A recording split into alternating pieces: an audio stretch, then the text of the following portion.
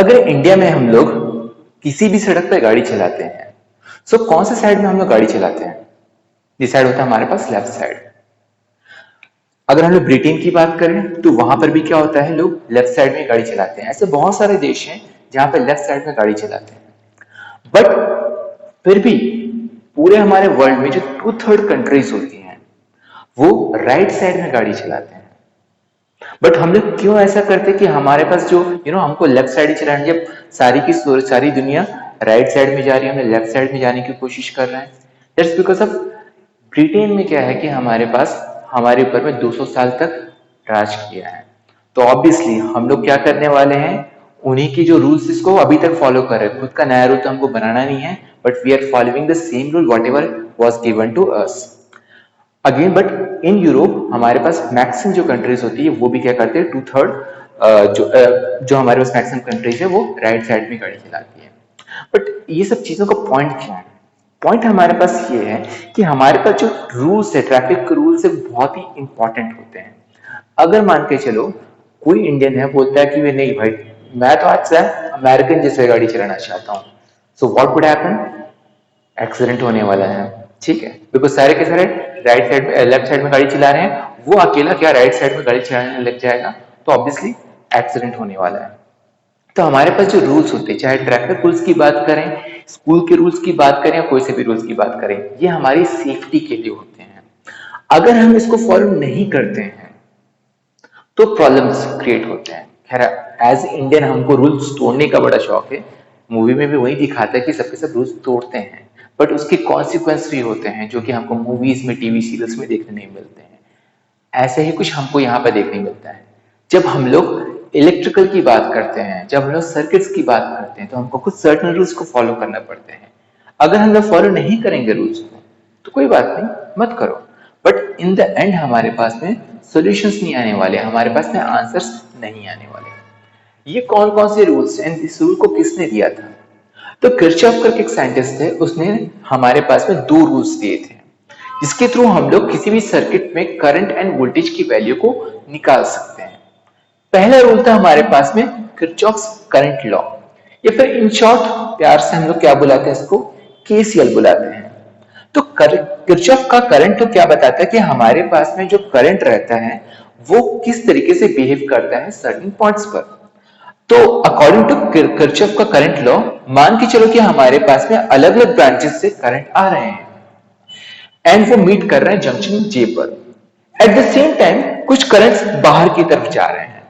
तो हम लोग यहाँ पे ये एज्यूम कर लेते, तो हम लोग क्या करते हैं, यहाँ पे ये फाइंड आउट करने की कोशिश करते हैं कि जंक्शन जे पर हमारे पास कितना करंट रहने वाला है। तो हम लोग यहाँ पे क्या करते हैं कि अगर हमारे पास में कोई चीज आता है तो इट्स पॉजिटिव फॉर अस। अगर कोई हमको पैसा दे रहा है तो हमारे लिए पॉजिटिव होता है। तो हम लोग क्या बोलते हैं कि चलो करंट हमारे पास में आ रहा है तो हम लोग क्या लेते हैं, इसके डायरेक्शन को पॉजिटिव लेके चलते हैं। अगर हमसे कोई चीज दूर जा रहा है तो हम लोग उसको नेगेटिव लेके चल रहे हैं, ले लिए। जंक्शन जे पर आने वाला करंट हमारे पास I1 पॉजिटिव रहेगा, I2 भी पॉजिटिव, I3 भी positive. But then I4 and I5 away जा रहे हैं तो माइनस हो जाएगा। एंड इन द एंड हमारे पास में जंक्शन पे करंट क्या होता है, जीरो होता है।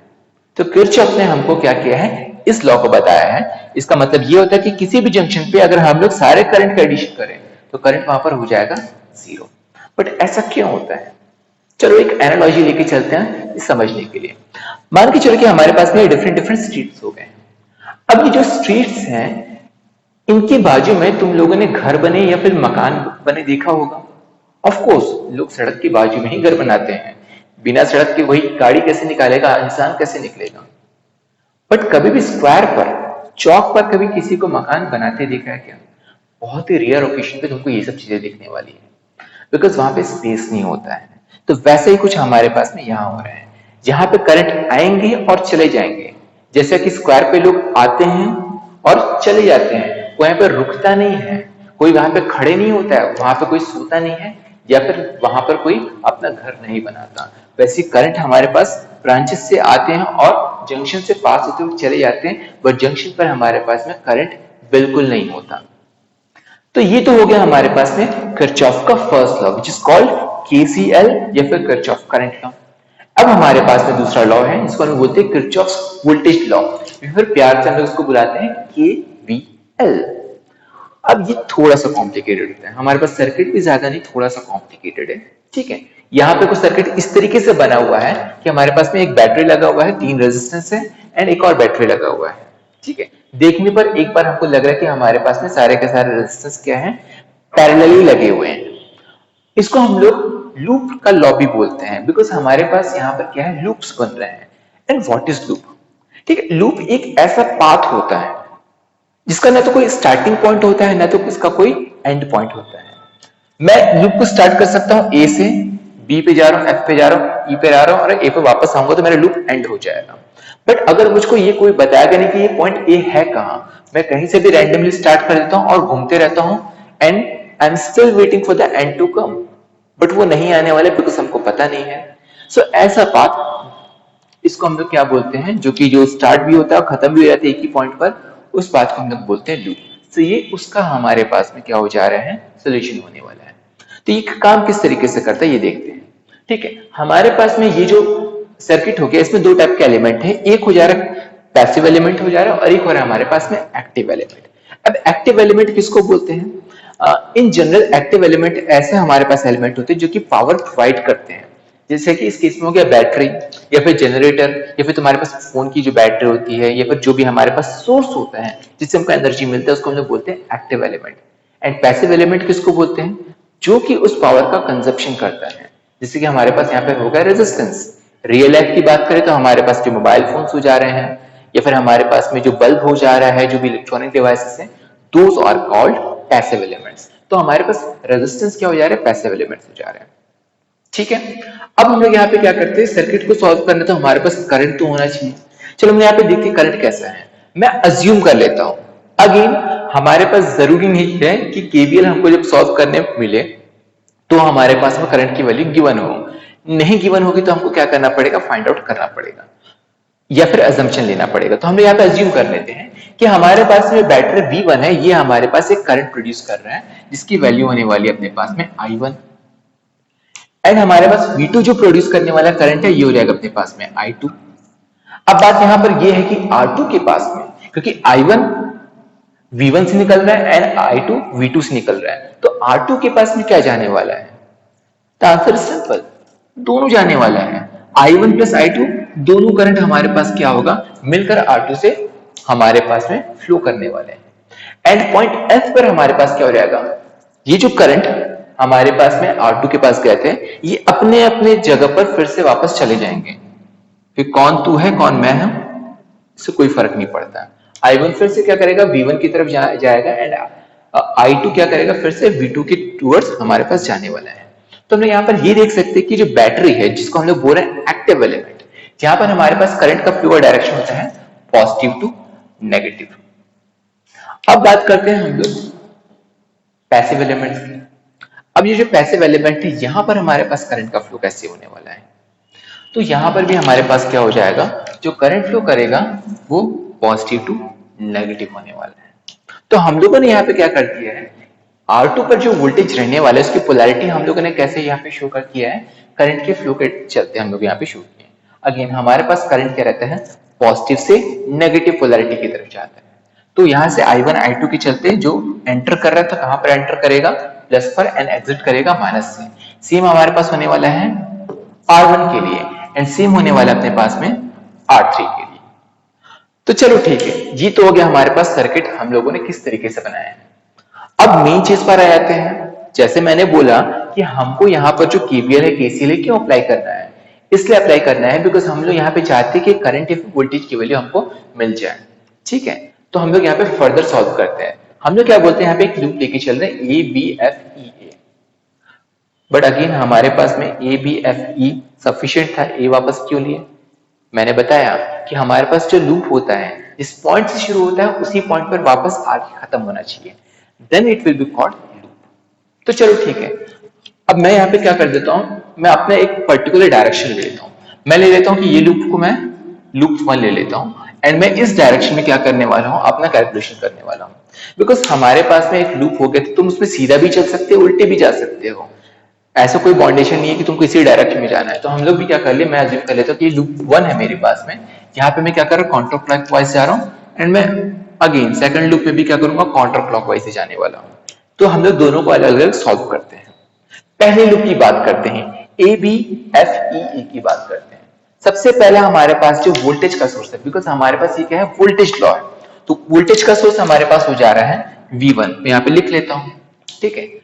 अब हमारे पास में कोई भी वोल्टेज का सोर्स है क्या, अगर मैं इससे बात करता हूं इस लूप के ऊपर वाले की, तो हमारे पास में कोई भी वोल्टेज का सोर्स नहीं है।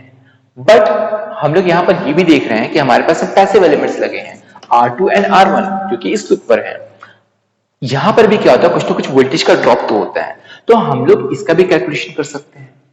बट दिक्कत वाली बात यह है कि हमको ये नहीं पता कि R2 पे वोल्टेज कितना है। बट ओम्स लॉ ने हमको ये बताया कि वोल्टेज इक्वल टू क्या होता है, करंट इनटू रेजिस्टेंस होता है। तो हम लोग क्या करते हैं, इसको यूज करते हैं। तो हमारे पास में यहाँ पे जो वोल्टेज हो जाएगा, ये हो जाएगा I1 plus I2 into R2, and दूसरा जो वोल्टेज हमारे पास में आने वाला वो हो जाएगा I1 R1, ठीक है। अब हमारे पास में यहाँ पर क्या हो जाता है कि हमको ये भी तो पता करना है कि हमारे पास में यहाँ पर साइन क्या लगने वाला है। अब यहाँ पे आता है कि जो मैंने यहाँ पर ब्लैक कलर से जो मैंने एक पाथ यहाँ पे बनाया है, या फिर अपने लिए एक इंडिकेटर बनाया कि हमको साइन क्या लेके चलना है करके। तो हम लोग ये लेके चलेंगे कि जिस भी एलिमेंट में जो पहला साइन हमको मिलेगा वो साइन उसके सामने वहां पे लगा देंगे। फॉर एग्जाम्पल, अगर मैं ऐसे चलता हूं एंटी क्लॉकवाइज और V1 के अंदर आने की कोशिश करता हूं, पहला साइन क्या अपने पास में नेगेटिव, तो आ जाएगा हमारे पास में नेगेटिव साइन। फिर घूम के आता हूं मैं R2 पर, R2 पर पहला साइन क्या है, पॉजिटिव, तो हमारे पास इसके लिए जो वोल्टेज हो जाएगा वो हो जाएगा पॉजिटिव। फिर हम लोग क्या करते हैं, B से होते हुए R1 पर आते हैं और यहाँ पर भी हो जा रहा है हमारे पास पॉजिटिव, एंड हम इक्वल टू कर देते हैं इसको जीरो से, क्योंकि हमारे पास में जो टोटल वोल्टेज होने वाला है एक लूप में वो सब ऐड होके क्या हो जाने वाला है अपने पास में जीरो। एंड अगर हम लोग चाहें तो इसको क्या कर सकते हैं, इसको फर्दर सॉल्व कर सकते हैं। जैसे कि लिख सकता हूं, चल V1 को मैं यहाँ पे ट्रांसपोज कर दूंगा, यहाँ पे मैं लिख सकता हूं I1 R2 plus I2 R2 plus I1 R1 equals to V1, and यहाँ पे मैं क्या करता हूँ, I1 को कॉमन निकाल लेता हूँ, तो मेरे पास बचेगा R1 plus R2 plus I2 R2 equals to V1, और ये हो जाएगा हमारे पास में इक्वेशन नंबर 1। चलो ये तो हो गया हमारे पास में फर्स्ट लूप के लिए। अब मैं क्या करता हूँ, सेकंड लूप लेके चलता हूँ। सेकंड लूप में मेरे पास में E F C D and again फिर से E, हमारे पास लूप कंप्लीट होना जरूरी है।